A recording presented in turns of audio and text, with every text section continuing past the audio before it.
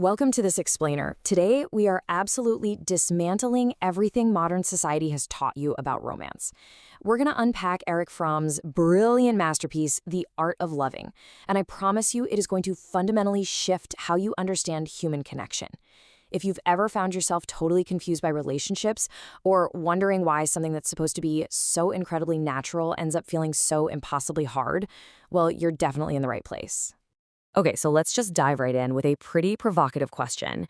Is love just a fleeting feeling, or is it a concrete skill that you can actually master? Because, in our culture, we tend to treat love like it's a total accident. It's like a sudden traffic collision you just happen to get caught in. But what if we've been looking at this completely backward the whole time? Here's a quick roadmap of where we're going today.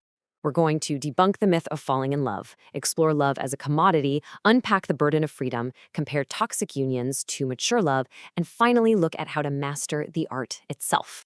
Let's kick things off with Section 1, the myth of falling. We really need to tackle this deeply ingrained cultural idea of Cupid's arrow. Think about the contrast between falling in love and standing in love.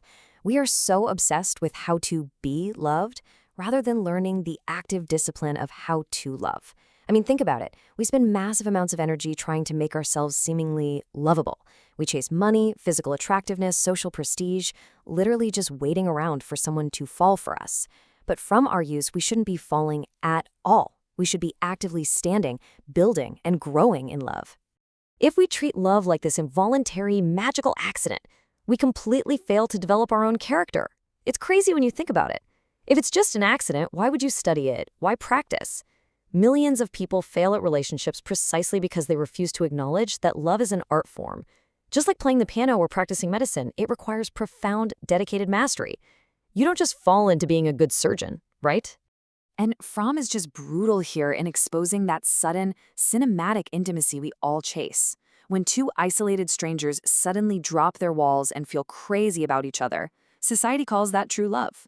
But Fromm points out that this intense infatuation, it's often just proof of the agonizing loneliness they were experiencing right before they met. They're totally confusing the sudden, massive relief of escaping their own void with actual love. And naturally, when that initial miracle fades, boredom sets in and the relationship flatlines. Moving on to Section 2. Let's look at how the economic system we live under fundamentally distorts our romantic relationships. We're talking about the messy intersection of capitalism and your heart. So, why exactly do we treat love like a transaction? It's a heavy question. But Fromm's analysis reveals that modern capitalist frameworks have deeply infected our ability to connect authentically. We live in this market-driven society where literally everything is evaluated based on its exchange value. And unfortunately, human energy and romantic partners are absolutely no exception to that rule. According to Fromm, we often hit the marriage market looking for a fair bargain. We evaluate potential partners exactly like we're orchestrating a corporate merger. We scan for a package of social and physical qualities that are in high demand, and we just hope to make an equitable exchange where we get exactly what we pay for in emotional and practical returns. It's incredibly transactional.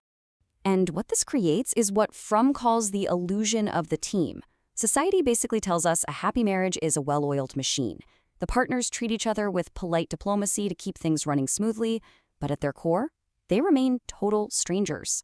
Actually, it's not even love, it's just a cooperative, selfish alliance, pooling resources to survive a really alienating world. It's shared alienation posing as intimacy.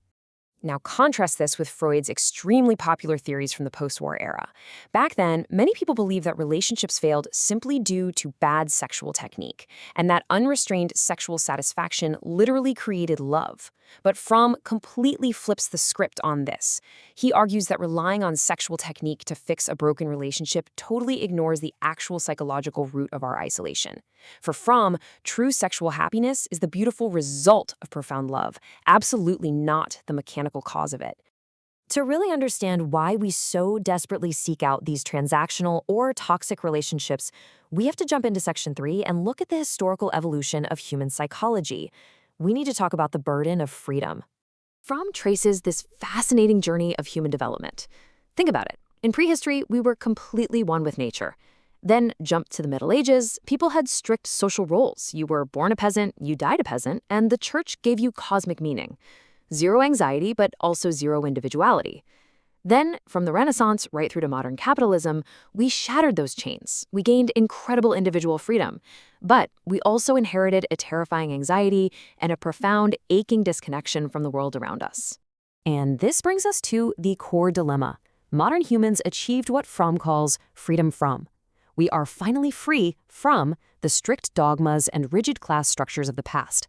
But this negative freedom left us floating, isolated, and completely overwhelmed by our own individuality. What we desperately need to figure out to survive is freedom too, which is a positive, active, and spontaneous connection to the world, and, of course, to each other. Fromm notes that the sheer terror of this modern isolation became unbearable for a lot of people.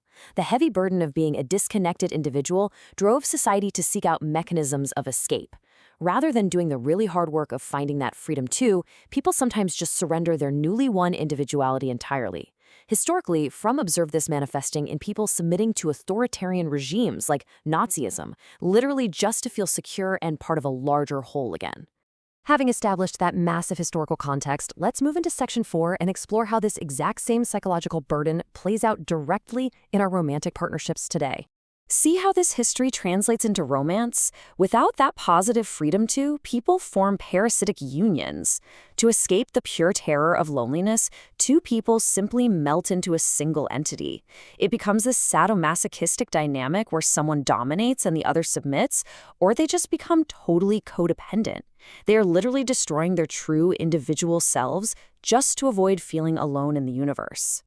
There's this profound thought from Dr. Adnan Ibrahim that perfectly captures the core paradox we're unpacking here. If you truly love someone, you don't cancel out their personality, and you sure don't surrender your own. True love requires an intense, beautiful unity without ever sacrificing your essential humanity or your personal agency. Two become one, but critically, the two remain two. And that brings us to Fromm's ultimate philosophical solution, mature love. Mature love is an active power. It's not some passive sanctuary you hide in from the world. Love isn't losing yourself in someone else. It's finding a way to break through the walls of isolation while remaining a totally complete, distinct person. For Fromm, this is literally the ultimate answer to the problem of human existence. Okay, so we've made it to Section 5. If love isn't an accident, but a disciplined art form, and we know we absolutely need mature love to survive our modern isolation, how do we actually go about achieving it? Well, Fromm outlines 4 non-negotiable pillars you simply cannot claim to love someone without these. You have to actively care for their growth, you have to take responsibility for their needs, but, and this is a huge but, without deep respect and knowledge of the other person, meaning you see them exactly as they are, your care and responsibility can incredibly easily warp into selfish dominance and control. Just like mastering painting or engineering, you have to follow a process. First, master the theory. Understand the psychology and philosophy behind human connection. Second, you have to move to disciplined daily practice, cultivating courage, humility, and faith in your day-to-day life. And third, ultimately, you must elevate love above all other pursuits. But here is the ultimate challenge. Think about the massive imbalance of where we spend our energy in modern society. We invest absolutely everything, our time, our education, our stress, into our careers, our bank accounts, and climbing the social ladder.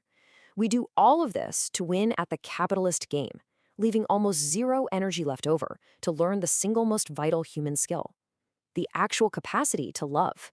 So I'm going to leave you with this final thought to ponder. Knowing what you know now about the illusion of that magical romantic accident, the trap of transactional capitalist romance, and the profound effort it takes to build real, mature connection, what's your next move? Are you going to just keep waiting around for Cupid's arrow? Or are you ready to do the profound daily work required to master the art? Thanks so much for joining me on this explainer, and I genuinely hope it sparks a completely new journey in your life.